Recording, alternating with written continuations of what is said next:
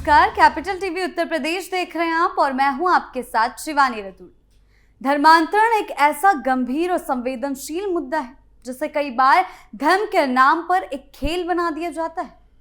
उत्तर प्रदेश में समय समय पर ऐसे मामले सामने आते रहे हैं जहां पैसे, नौकरी या बेहतर जीवन के झूठे वादों के जरिए लोगों को लालच दिया जाता है। पहले भरोसा जीता जाता है, फिर धीरे धीरे उन्हें अपने ही धर्म, अपने भगवान और अपनी आस्था से दूर किया जाता है। परिवार के खिलाफ भड़काया जाता है और ये यकीन दिलाने की कोशिश की जाती है कि धर्म बदलते ही सारी परेशानियां खत्म हो जाएंगी। सवाल यह है कि क्या किसी की मजबूरी, गरीबी या असहाय स्थिति का फायदा उठाकर उसकी आस्था से खिलवाड़ करना सही है? धर्म आस्था का विषय है, दबाव, डर या लालच का नहीं। और ऐसा ही एक धर्मांतरण का मामला पिछले कुछ दिनों से सुर्खियों में है। केजीएमयू धर्मांतरण, जिसको लेकर सरकार एक्टिव मोड में है। क्या कुछ चल रहा है, आइए जानते हैं विस्तार से। केजीएमयू धर्मांतरण का बड़ा खेल, आरोपी के माता पिता गिरफ्तार, शादी का झांसा, धर्म बदलने का दबाव। जी हां, लखनऊ के किंग जॉर्ज मेडिकल यूनिवर्सिटी, जिसे आमतौर पर केजीएमयू कहा जाता है, एक जुड़ा कथित धर्मांतरण और शोषण का मामला इन दिनों काफी चर्चा में है। इस मामले में पुलिस ने हाल ही में बड़ी कार्रवाई करते हुए आरोपी डॉक्टर रमीजुद्दीन नायक के माता पिता को गिरफ्तार कर लिया है। गिरफ्तार किए गए लोगों में उसके पिता सलीमुद्दीन और मां खतीजा शामिल है। ये गिरफ्तारी लखनऊ के चौक थाना क्षेत्र की पुलिस द्वारा ठाकुरगंज इलाके से की गई है। पुलिस का कहना है कि ये कार्रवाई पीड़िता की शिकायत और अब तक सामने आए सबूतों के आधार पर की गई है। ये पूरा मामला एक महिला डॉक्टर से जुड़ा हुआ है जो केजीएमयू में कार्यरत है। पीड़िता का आरोप है कि आरोपी डॉक्टर ने पहले उससे नजदीकियां बढ़ाई और बाद में उस पर जबरन निकाह करने का दबाव बनाया। महिला डॉक्टर का कहना है कि शुरुआत में उसे शादी का भरोसा दिया गया, लेकिन बाद में उस पर धर्म बदलने और निकाह करने के लिए मानसिक दबाव डाला गया। जब उसने इसका विरोध किया तो उसके साथ दुर्व्यवहार और उत्पीड़न किया गया। पीड़िता की शिकायत के बाद पुलिस ने मामले की गंभीरता को देखते हुए तुरंत जांच शुरू कर दी। जांच के दौरान पुलिस को ऐसे तथ्य और सबूत मिले जिनके आधार पर आरोपी डॉक्टर के साथ साथ उसके माता पिता और कुछ अन्य लोगों को भी नामजद किया गया, क्योंकि आरोपी ने ये पहला मामला नहीं है, उसके खिलाफ पहले भी कई मामले ऐसे सामने आए हैं। पुलिस का कहना है कि सभी आरोपियों की भूमिका की गहराई से जांच की जा रही ताकि सच्चाई पूरी तरह सामने आ सके और किसी भी दोषी को बख्शा ना जाए। प्रेस रिलीज के अनुसार महिला को शादी का झांसा देकर उसके साथ बार बार शारीरिक शोषण किया गया। इसके अलावा आरोप है कि उसकी सहमति के बिना गर्भपात भी करवाया गया। पुलिस ने बताया है कि इस गंभीर अपराध में शामिल 2 आरोपियों को पहले ही गिरफ्तार किया जा चुका है और अब परिवार के अन्य सदस्यों की भूमिका सामने आने के बाद उन्हें भी हिरासत में लिया गया। डीसीपी पश्चिम विश्वजीत श्रीवास्तव ने इस मामले की जानकारी देते हुए कहा कि पुलिस इस पूरे प्रकरण को, यानी कि इस पूरे मामले को बेहद गंभीरता से ले रही है। उन्होंने बताया है कि आरोपियों के खिलाफ सख्त कानूनी कार्रवाई की जा रही है। डीसीपी के अनुसार जैसे जैसे जांच आगे बढ़ेगी वैसे वैसे और भी गिरफ्तारियां हो सकती है। पुलिस का मकसद है कि पीड़िता को न्याय मिले और कानून का पालन पूरी सख्ती से किया जाए। यह भी साफ किया गया कि पीड़िता की तहरीर के आधार पर मुकदमा दर्ज किया गया है और सभी आरोप भारतीय कानून के तहत दर्ज किए गए हैं। पुलिस का कहना है कि मामले में किसी भी तरह की लापरवाही नहीं बरती जा रही और हर पहलू को ध्यान में रखते हुए जांच की जा रही। इसमें कॉल डिटेल, मेडिकल रिपोर्ट, बयान और अन्य तकनीकी सबूतों को भी शामिल किया गया है। इस मामले में केजीएमयू प्रशासन की भूमिका भी सामने आई है, यानी कि वहां काम करने वाले लोगों की भूमिका भी सामने आई है। यूनिवर्सिटी प्रशासन ने कहा है कि पीड़िता ने अपनी सुरक्षा को लेकर जो चिंताएं जताई थी उन्हें गंभीरता से लिया गया है। केजीएमयू ने पीड़िता को 24 घंटे सुरक्षा देने के लिए एक महिला गार्ड तैनात की है। जब भी वो अपने विभाग में मौजूद होती है तब उसकी सुरक्षा पर विशेष ध्यान रखा जाता है ताकि कोई भी संदिग्ध व्यक्ति उसके आसपास ना आ सके।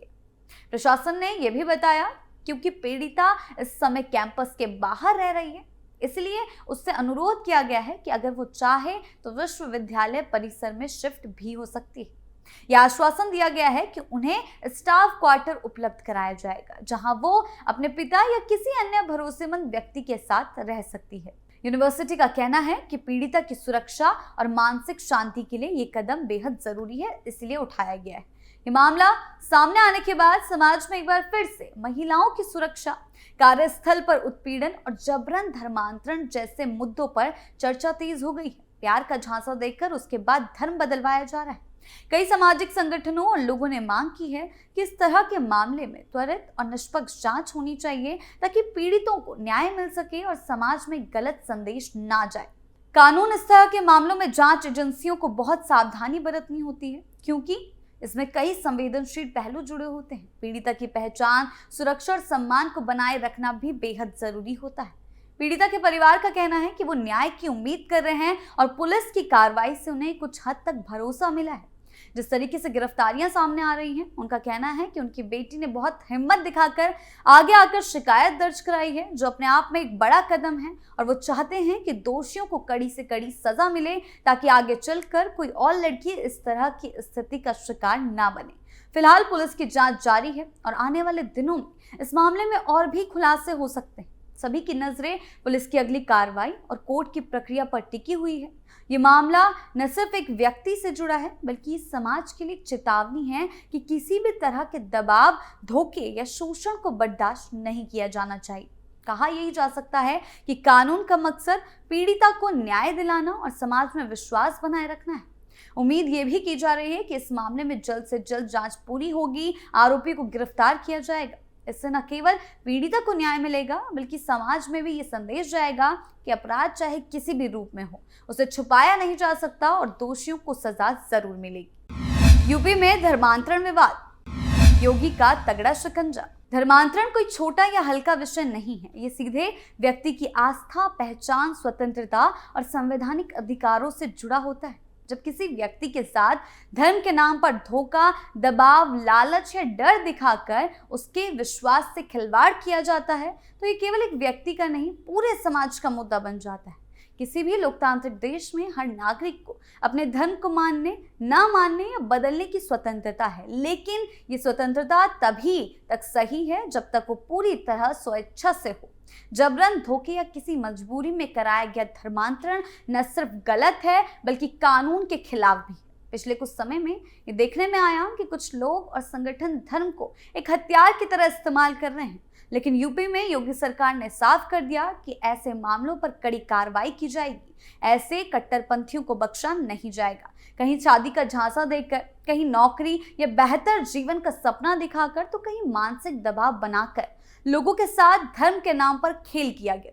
खासतौर पर महिलाओं और कमजोर वर्गों को इस तरह के मामलों में निशाना बनाया गया, जो समाज के लिए एक बेहद चिंताजनक विषय है। ऐसे मामलों से न केवल पीड़ित का जीवन प्रभावित होता है, बल्कि सामाजिक सौहार्द और आपसी विश्वास भी टूटता है। धर्म जो इंसान को जोड़ने का काम करता है, उसी धर्म को अगर तोड़ने का साधन बना दिया गया, तो ये पूरे समाज के लिए खतरे की घंटी है।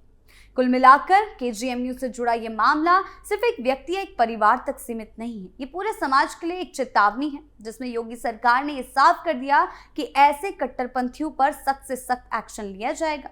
ये घटना दिखाती है कि अगर समय रहते सख्त कदम ना उठाए जाएं, तो धर्म, भरोसे और रिश्तों के नाम पर लोगों के जीवन से खिलवाड़ किया जा सकता है।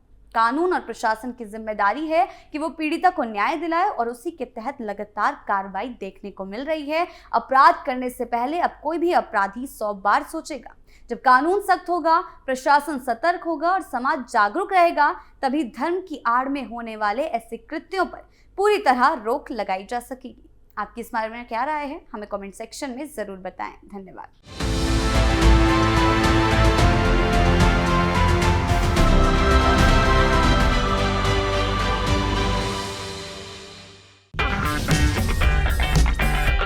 अगर आपको हमारा वीडियो पसंद आया हो तो इसे लाइक करें, हमारे चैनल को सब्सक्राइब करें और हाँ, बेल आइकन दबाना ना भूलें, ताकि आप तक हमारे वीडियो की नोटिफिकेशन पहुंचती रहे।